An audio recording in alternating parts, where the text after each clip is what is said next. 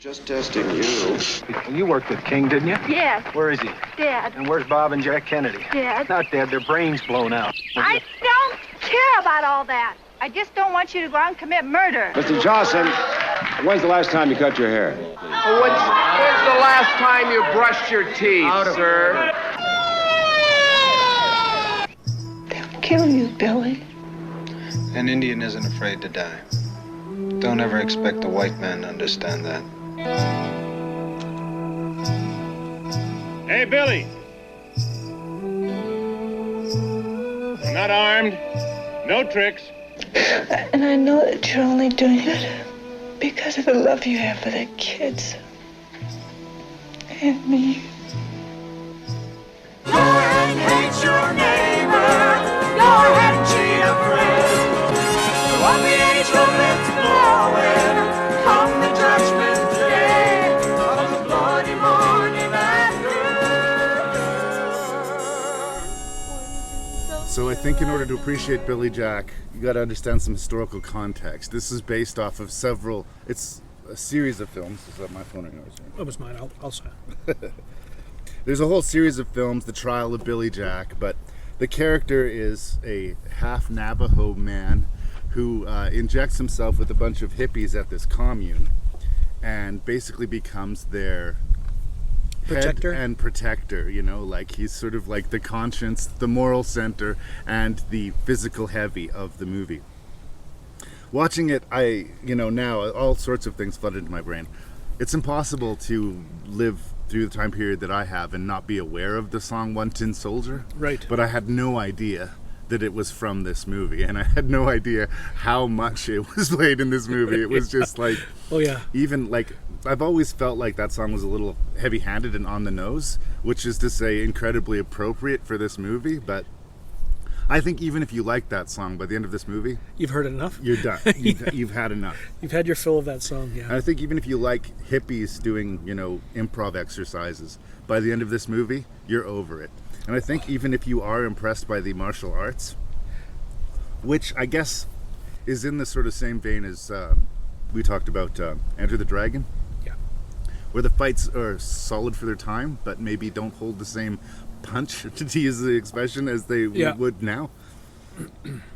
Nothing has really aged well about this at all. And the stuff that didn't age well, the proselytizing, the smugness, the just unbelievable arrogance of it is repeatedly slapping you in the face. Like, I have to confess, this was a hard sit for me. Okay. I watched it out of nostalgia and was thinking, wow, I used to like this at one time. It has not aged well. And I think you and I both spoke about this, that you could cut 1/3 of that film out and still have the same movie. Yeah. There's so much extra, almost like propaganda and preaching at you. In today's, it'd be a woke movie, very woke. Again, I didn't get caught up in the wokeness of shit. Like, I really think people talk political correctness, wokeness, it's going to be the end of the world. And they've been saying it for 50 years. Yeah. And it's not been the end of the world. So I'm not a believer in it. It's the empty proselytizing. This white man speaking on behalf of the native people and the oppression. And as much as I like the idea of the hippie free love lifestyle, and if I had a choice between Vietnam and free love hippie, sign me up for the free love hippies. But I found them all fucking insufferable. Insufferable. Oh, yeah. And they're trying to go for this cool hand Luke thing towards the end where he sacrifices everything for him, and watching it with modern days, whereas I don't so much see this as a woke movie, almost the opposite of it, honestly. This guy is their protector. He is their guardian angel. And without Billy Jack, they are fucked. Yeah, there's nothing. Like, the world is going to tear them apart. They have nothing going for them. So all those scenes that we were talking about with the hippie improv that they were going through and stuff, what value did it add to the movie? Time. I honestly felt like padding to me. It felt like, let's get this to 100 minutes. It was painful to watch. And interesting that what's his name from WKRP in Cincinnati there, the DJ, right, Dr. Johnny Fever. Dr. Johnny Fever was in there. actors got to eat, and Yeah. he is right in that hippie. Like, he is well cast. Oh, Like, yeah. he's fine. Like, again, Yeah. I'm not going to take it away from. And like, even the dude playing Billy Jack, like, he looks tough, and he delivers the lines with a straight face, which could not have been easy. I think he actually believes his shit. Yeah, you think he was all in? I think so. In real life, I think he believes his shit because I think he wrote it and he fought to finance it. Like, he was the major driving force behind this movie. It was all him. And it's weird because you would think it would be about the hippie value system or protecting this culture of the Native Americans, but it's all about him. Oh, yeah. It's all about him. And the bad guys are so ridiculously over the top bad, throwing flour over the brown skin of the kids that make them look the right color. Like, even the most unapologetic racist is not that much of a fucking asshole. In public, in the middle of the town. They just don't wear it that proudly. I just don't believe it. Yeah. Either maybe I'm naive and I've never seen it. Like, I'm a white boy. What can I say? But like, nothing in the movie holds credible, and some of it comes close to hysterical. And isn't that funny that from our lens now today we look back on and we have all these criticisms, yet on its second release, it went, people just went bananas for it. Yeah, they loved it. I was reading that it was one of Elvis's favorite movies. Yep. Different times, man. I guess. And talking about going into the fighting specifically, because this is the Scrappy episode. Right. They do a lot of these slow motion moves, right? And I thought, well, that's kind of cool because sort of ahead of its time. Yep. But then the more I watch it, the more I'm thinking, there's a reason they're doing this in slow motion. Because if they showed it at standard speed, it would not be impressive. No. They're actually doing these moves slow, and slowing them down makes it feel like there's more impact, but it makes it easier on the stunt performers. And maybe it was a trick that people used to see through, but I saw... I'd not see through, but I saw right through it. Well, I'm not sure if you'll agree with me, but of all of these 12 movies that we've reviewed, it is probably the lightest for fights. Yeah. Like, I was surprised. when you break it down, there's actually not a lot of martial arts action. A lot of standoffs, a lot of nose-to-nose confrontations. Okay, and that leads me to the best part. The redeeming thing of that movie is I'm going to whoop you upside your face and there's not a damn thing you can do about it. Again, and Come on, that's an awesome scene. I'm going to do this, it's going to happen, and you're helpless to it. And he kicks him in the face, and it is maybe the best action sequence of the movie. It's also 35 seconds long. Yeah, exactly. But, again, like, it seems strange in the values that this movie is representing that what we want is a character who can kick a police officer in the face with impunity and not get... And by the way, he does immediately pay for it. Like, when he says there's nothing he can do about it, all of his guys hold him down and beat the shit out of him, and I think that does technically count as doing something about it, Billy Jack. Like, it was a badass moment, but there was no follow through. Okay, and throughout the movie, him and his friends suffer a lot of repercussions. Yes. For all this, and then that brings me to the end. What a letdown ending. He turns himself in to save the community, and they walk away. Yeah. A woman is raped. A woman is capital R raped. Right. And she's willing to let it go for the good of the community because she doesn't want more fighting. Yeah. Like, wow.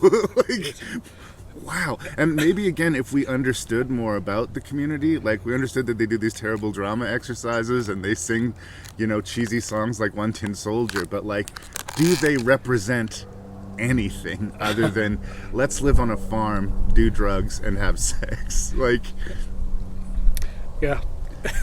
So Billy Jack is trying to be, and again, I got this, there's a lot of Cool Hand Luke influence, the Paul Newman, he's sticking it to the man, right? And even though he's in jail the whole time, we cheer for him despite his attitude because, well, it was Paul Newman. Billy Jack is no Cool Hand Luke. It's not even close. And Cool Hand Luke was sort of like quietly bucking a system, knowing that it was impossible odds, where Billy Jack seems to really think he's got all of this by the balls. He turns himself in because it's for the good of the community, but it's all this honor me. And I think it's telling that you say that this was all one guy putting these things together, because that just speaks of ego. I think so. Yeah. And I wonder if that turn ever happened over time. Like 10 years later, people are still digging it. 20 years later, I think people had to start noticing there's cracks. 30 years later, 40 years later, when does this guy actually have the epiphany? Like, oh my God. Well, if you look, I think, at his IMDb movie history, it doesn't go very long. Not past this, hey? No. Well, a few more movies after this and some other appearances, but he doesn't have a long list of credits. I think he stale dated very quickly, which is interesting.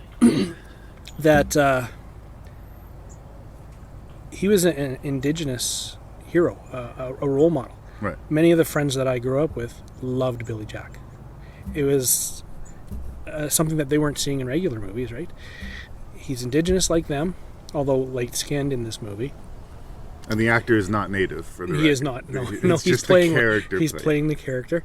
But my friends in elementary school, they loved Billy Jack. I even remember, hey, want to come over to our house and play Billy Jack? And I'm going, what is that? This sounds like fun. And they explained to me what Billy Jack is. I go over to their house. The game of Billy Jack consisted of jumping on furniture and doing flying drop kicks in each other's faces. Just kicking the shit out of each other for Good, fun. wholesome fun for Like kids, absolutely.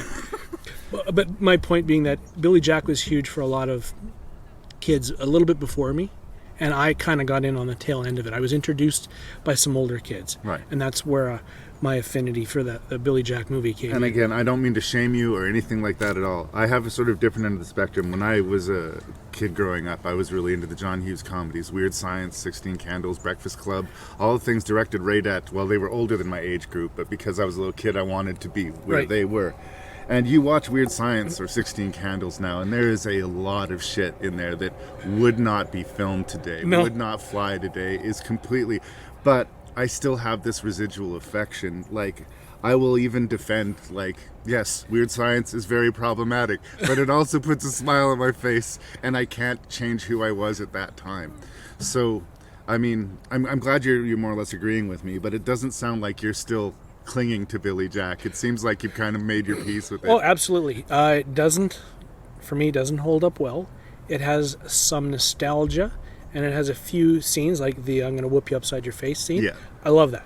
That whole 30 seconds, I could watch that over and over again. But to endure the whole movie, not so much. There is a pretentiousness, a smugness, and a shrillness that I found really, really hard to take. And then when you're away from those scenes, then we go back to, like I say, the bad hippie improv. Yeah. And the uncomfortable, I got raped, but it's okay, shit happens scenes. And like... Did it feel like they were maybe when filming, improving the movie? I would bet money, at least for those scenes. Right. Like, obviously the confrontation with the sheriffs was scripted. Right. But like, Some of those I would other scenes? say half of the scenes with the hippies, they were just making up as they went Sure, along. they and kinda it maybe- looks and feels like it. Exactly. They kind of had an idea, and let's just go for it. And just the same scene would happen again. Yeah. We just saw this scene, and now this is a variation of that same scene. Like, Yeah. it's the idea of completely undisciplined screenwriting. If it was screenwriting, I agree with you. I think they were just making it up, but good enough. We got to pad the runtime. Right. And I'm not a believer in that. I mean, it's kind of come to the other end of the spectrum now. Instead of like, let's just let the camera run and let the actors find the scene.